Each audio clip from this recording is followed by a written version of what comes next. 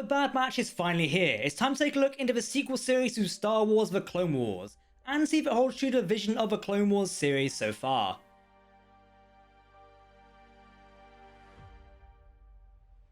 Hello everyone, my name is Captain Jack and welcome to Star Wars Now. First up, may the 4th be with you. Happy Star Wars Day! What better way to celebrate one of a brand new Star Wars series, which starts out with a 70-minute premiere of The Bad Batch. Yes, a whole 70 minutes. We've seen a great episode today and we're going to review it for you here on the channel. Spoiler warning, turn away now if you do not want to see spoilers for the new series as we're diving straight into it. Before we jump into the video, use the force and hit that subscribe and like button to never miss a video from myself and the team here at Star Wars Now. As always, if you're talking Star Wars, then we want to hear about it. Okay, with that out of the way, let's jump into it. Let me quickly talk about the intro segment to the new series, specifically the Clone Wars logo. This iconic logo is easily recognisable to any Star Wars fan, even if they've not watched the complete Clone Wars series. The logo burns away, revealing the Bad Batch logo, clearly explaining to viewers that the Clone War has ended. The ideals and the symbol of the Galactic Republic have been burned away, and a new Galactic Empire has been born from the ashes. The Bad Batch being a part of that, but not fitting in, is therefore shown in episode 1 of the new series. Still, on the topic of the introduction to the Bad Batch and the current setting of the series, we're thrown into the literal final moments of the Clone Wars, where Jedi Master Depa Billaba and her young Padawan, Caleb Dume, or we would later know him and call him as Kanan Jarrus, are pinned down in a heavy fight. And thanks to a timely entry by the Bad Batch for reinforcements, the siege of the Jedi's troops is ended and a counterattack is launched. As Clone Force 99 prepares to head out with Padawan Dume, Palpatine executes Order 66, with the clones turning on their Jedi commanders and executing them on the spot. Of course, it was only this time last year we were watching the end of the Clone Wars Season 7, with Ahsoka Tano stuck in the middle of Order 66 and fighting off the 501st troopers aboard her Venator-class Star Destroyer. It does not matter how many times you show me Order 66, it always feels deep on screen. Seeing this once loyal army turn against their commanders and gun them down. If we know Kanan so well, thanks to Star Wars Rebels, it's still heartbreaking seeing him live out those various moments in his life, and really seeing his world turn upside down. One thing, the voice did not kind of fit. Honestly, young Kanan seems to have hit puberty like a brick it seems. Though, as some have pointed out, the Caleb Dume cameo does contradict the Kanan Jarrus backstory comics released by Marvel a few years back. Whether there can be work around in this is kind of unknown. We'll have to wait and see if it can be done right now. Speaking of Clone Force 99, it's great to see our badass but defective clone troopers once again. It's like we never really left them, and of course, for the sake of the timeline, it was only a few months ago that we actually saw them during the Anaxis campaign, and dealing with Admiral Trench. Hunter, Wrecker, Tech, Crosshair and Echo are all the same as we left them. Well, Echo does have some fantastic new armour, which looks really good on him I must say. Especially how the helmet fits his technical implants and such, I love it, I can't wait to see more of Echo. While we know all about the Bad Batch members, with their special abilities, we are introduced to them again through some impressive displays of what they can do. Not only as a presentation to Admiral Tarkin, but also on screen to the viewer as well. This also lays the groundwork for a betrayal later on in the premiere episode. Sergeant Hunter, who we know as Enhanced Senses, already begins to suspect and distrust Crosshair, the team's sniper, especially as Crosshair becomes very eager to follow Tarkin's orders, with a grim mission at hand. This relates to the inhibitor chip of course, we'll discuss it a bit more. A major point of the series is the gradual transformation from the Republic to the Galactic Empire, and how the clone troopers, especially Clone Force 99, deal with that in the long run. We see major elements of that in the first episode here, especially when future Grand Moff Tarkin, who is an admiral by this point, sends the clones off to deal with separatist insurgents. At this time, separatists are typically thought to be battle droids, and as such, not Saw Gerrera and his freedom fighters, which leaves the Bad Batch with a moral dilemma at hand. The Empire's level of security and monitoring is already displayed, with Tarkin spying on his troops via the use of a typical probe droid that all of us are oh so familiar with. I'm personally hoping that the series will dive into the more weight sections of post-Order 66 Galaxy that we find Clone Force 99 in. Given the Bad Batch are defects, in a sense, we're seeing things from what appears to be a typical point of view for Order 66, aka clone troopers turning on their Jedi commanders, similar to what we've seen with Order 66 and the Great Purge. However, with Clone Force 99, these are their brothers, but at the same time they're not, as they think of themselves as outsiders due to the defects, if that sort of makes sense. It's a new POV. The inhibitor chips which are placed in regular clone troopers are not fully present in the Bad Batch, due to their defects. Take Crosshair, who is a prime example of in the series. His chip was partially disabled due to his genetic modifications. We'll talk more about Crosshair in a moment, as I'm sure everyone is keen to explore that side of this adventure.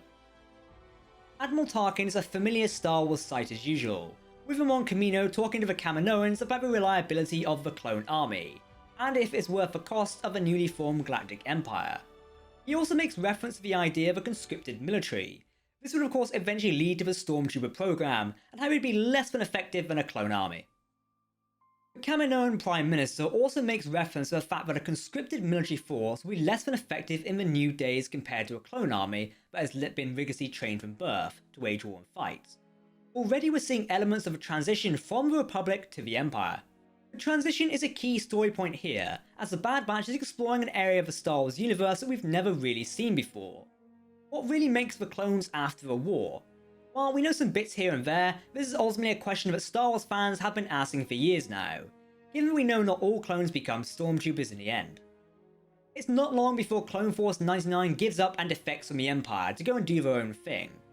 One of the big pushes towards this defection is really the transition we've just spoken about, and how the Empire is radically different from the Republic, especially when it comes to clone troopers and also morals of dealing with enemies and even their own commanders. Then again, part of me does think about how it's something hard to tell the difference between the Republic's policies from the Empire's, but then again, that's how the Republic fell after all. Certainly something to think about, I would say. The Bad Batch do return to Kamino, and eventually escape with Omega, who is this new type of clone, but at the same time they do lose one of their own in the form of Crosshair.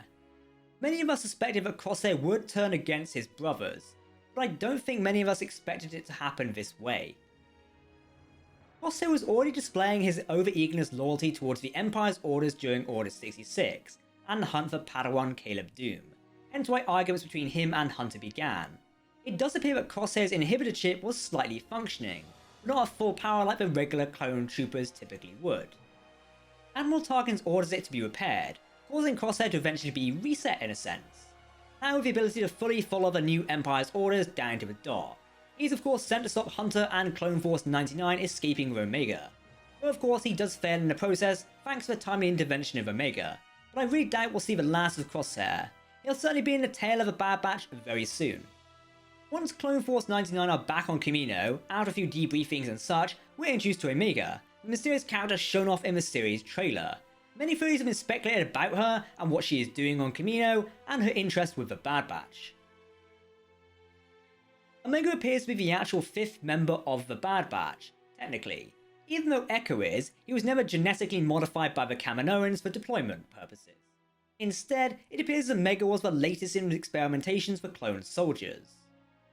Why they made a female is so far unknown, as all clone troopers are male, given they are clones of Jango Fett.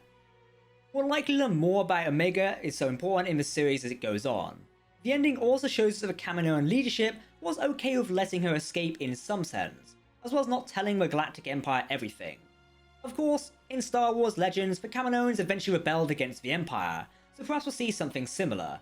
Either way, I'm keen to see it. It's no secret that comparisons between the Bad Batch and Omega will be made with the Mandalorians Din Djarin and Grogu. They're to be expected, though this is certainly not the Mandalorian show in any sense. We're in a totally different ballpark right now, and it's exciting to see how the show will develop Omega into a character that works with the Bad Batch. One thing I need to talk about is the animation. Honestly, the animation of the Bad Batch is very clean and shaped up nicely for the new series. It's of course polished to the standard of the Clone Wars Season 7, meaning it's the same level of quality and a big improvement over previous Lucasfilm animation projects, which is something we've come to expect by now. Admiral Tarkin looks fantastic on screen, and if you're looking for them, you can spot some really nice tiny details which stick out and really show you how high quality and in depth the animation of a Bad Batch series is. Details such as facial expressions and features stick out super well. These aren't just plastic characters anymore.